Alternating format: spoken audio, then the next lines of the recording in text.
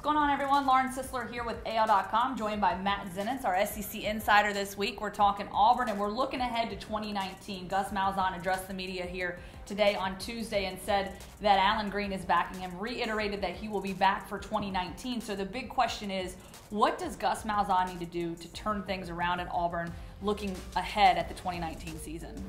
I think one of the big things is just getting that locker room to a better place, just in terms of just limiting the dysfunction and just some of the issues behind the scenes. So naturally, when a team isn't doing well, there's going to be frustration and different things like that build up in the locker room and within the building. And I think one of the biggest challenges for him moving forward will be just eliminating that and getting this team just back to a good place in terms of their overall collective mindset. And then obviously, I think it goes without saying that this has been a disappointing year. This team, with all of the talent that they have, should not be in the position they are where they have 4 losses. You have somebody who's still viewed as a potential early round pick at quarterback. You have some talented guys at skill positions, several defensive guys that are going to be NFL players come next year, and this team should not have 4 losses. And I know the expectation is that they'll lose some guys after this year, and the expectation inside the building is that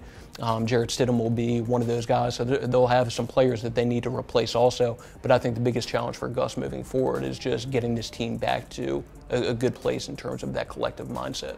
Yeah, and so when you talk about replacing some of those guys, obviously recruiting will be big, but also guys that can contribute right away. Some of those JUCO transfers, some of the transfers from other colleges.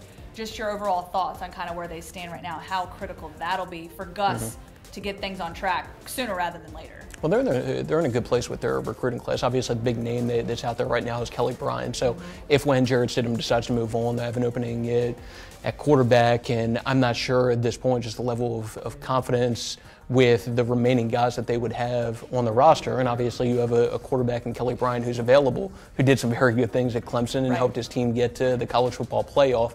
And from conversations I've had, it seems like there's a decent chance that Kelly Bryant ends up in the SEC, and that Auburn is very much in the mix for him. And obviously that decision's coming at some point soon, the early part of December.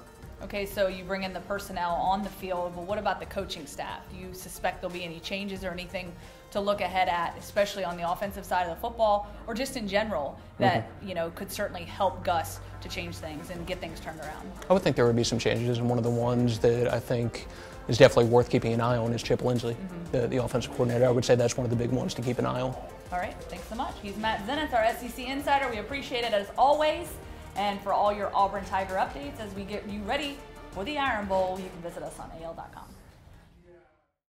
This video was brought to you by Caliber, a luxury store in Homewood, Alabama that's reviving the finer things in hunting and fishing.